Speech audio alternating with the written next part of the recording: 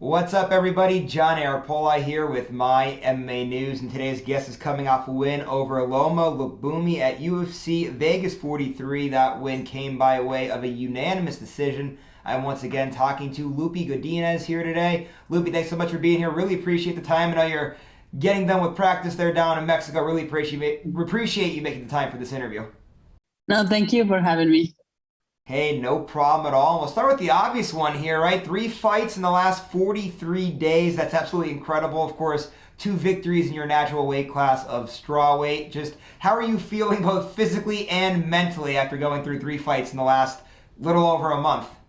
Oh, I feel great. I'm good. Of course, a little bit tired, but that's normal. This is just what it is. But really happy, honestly. Can't complain.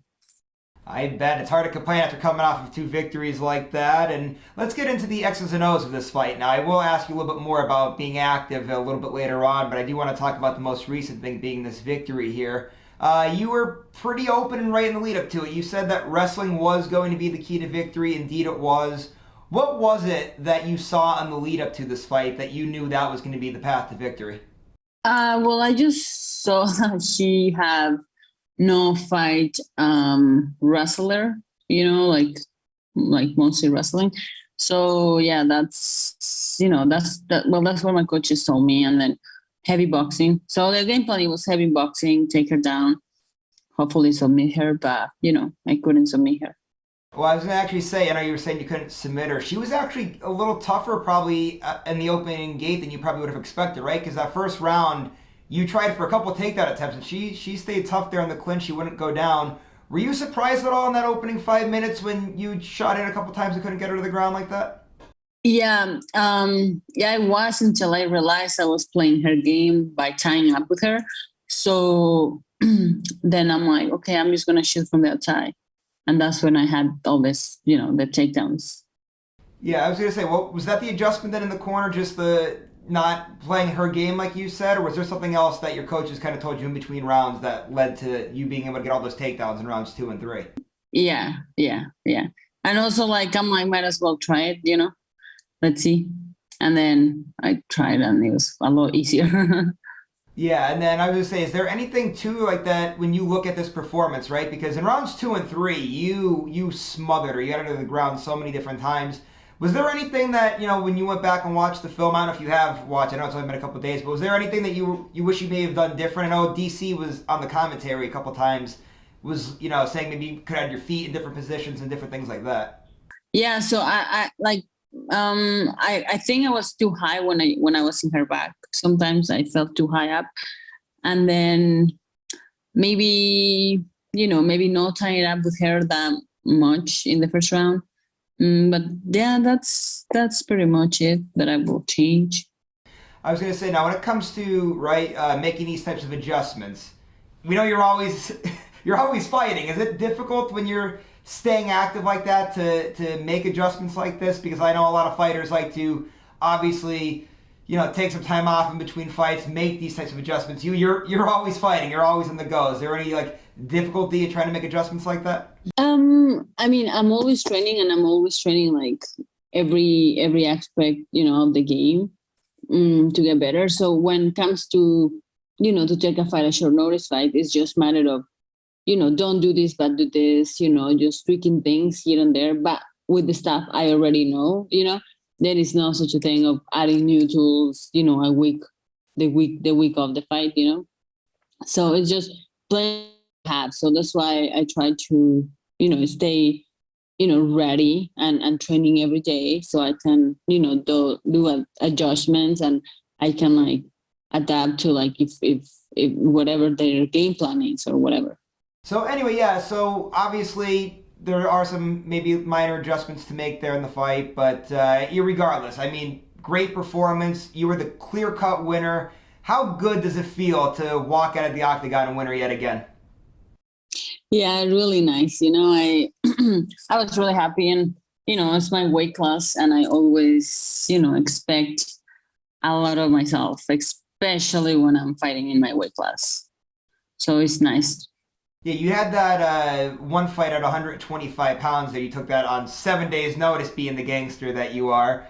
What was that experience like for you? And obviously, that's not the weight class you want to be in, but I'm sure that came with a whole new territory of fighting at 125 pounds. What was your thoughts on fighting in the flyweight division for a change? It was good. I'm always down to fight, and I love to fight. So, and if they offer me and I was available to, then that's why I did it. It's different feeling. Of course, they feel a lot heavier. All of that. But if you don't risk, you don't win. Yeah, exactly. It's whenever a fighter takes a risk like that, it's paid off several times, and you're not the first person to want to do something like that. And I love getting fighters' takes on why they want to stay active like that. And I'm going to ask you a little bit about being active and kind of how you approach that now. The first of which being, I guess, how do you keep your body ready to do that? I mean, that's going to be so tough, right? And it's one thing obviously to be in and out of the gym every day, but to be going through this physical sport and competing at that high of a level, twice in 7 days, 3 times in 43 days. Just how do you keep your body ready to go through that like that? Well, I just listen to it, when I'm feeling fatigued, when I'm feeling too sore or whatever. I just listen to it, Maybe I take a day off. Maybe I don't spar today, like depends. It's just the key is just listen to your body.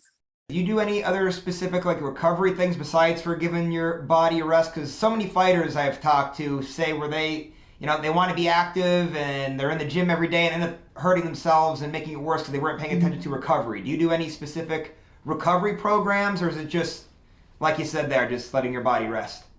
Yeah. Well, I'm just letting my eat healthy, let my body rest, and I have my sponsor, WHRW, that helps me to recover faster. Now, what exactly is it that sponsor does to help you recover faster? Is it something like, is it eating, or is it like something like like a muscle roll, or what exactly do they do that helps with your recovery? Oh, the HRW is a tablet that you put in the water or in the bathtub, and that's it has like magnesium in it and some other stuff. And like the ones that you put in the bathtub, like if you are swollen, if you have bruises and stuff like that will help you bring that stuff down and like help you to recover. Or like the ones that you drink also help for that.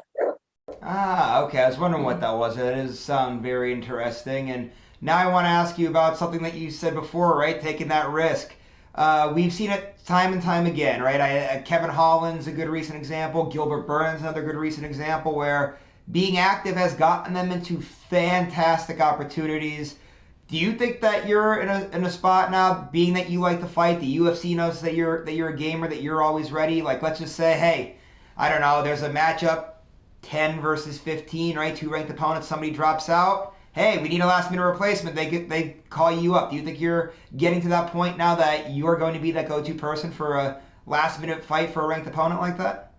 Yeah, I'm open for that, of course. Yeah. So we just talked there, right? The pros of being active, which of course leads to these great opportunities. Are there any cons to being this active in your mind? Not really, because I'm doing what I love. I don't have kids. I don't have, stuff to really worry about. So this is my life. So, I'm free. It's perfect. So these numbers have been being thrown out here the last couple days with you, right? Of course, there was the fight on 7 days' notice, which was a UFC record for fastest turnaround. The 3 fights in 43 days, another UFC record for having 3 fights in the shortest amount of time. What's that mean to you to have your name edged in UFC history like that? I mean, it's cool, that I've been in the UFC for, since April, and I'm already doing all of this. It's really cool. But at the same time, I'm just doing my job. I'm just, I enjoy what I do. And all that good stuff that is happening is just, the sprinkles on top of the cake. And, it's cool. It's really cool. But that I just don't let that get my focus out of the point.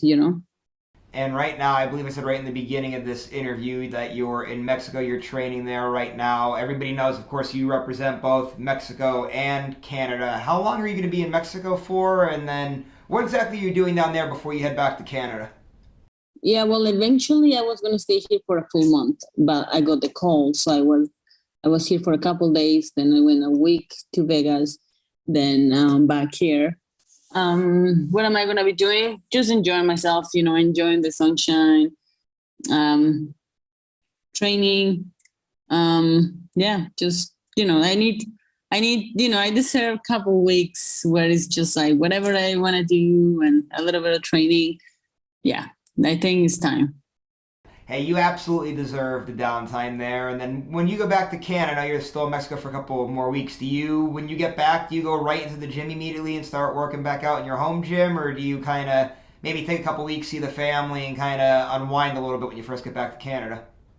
Yeah, no, I'm going back to the gym to train, and my family is close to there, so I can see them on the weekend and have a dinner with them. And luckily, Christmas is coming, and we can all spend some nice time together, and really looking forward to it. Yeah, I say holidays coming up here in America. We have Thanksgiving coming up here on Thursday. I know the Canadian Thanksgiving had already happened, but we'll ask about Christmas here. You guys do anything fun for Christmas? What's kind of the Christmas tradition with your family? I'm not sure this year, but it's just my family and just enjoying our companies. That's my favorite thing to do. Doesn't matter where we go. All right, Loopy, one last thing here, and this is the obvious one on everybody's mind. When are you fighting again? Okay, for most people, it's like, oh, I want to get a fight in midway through next year, this, that.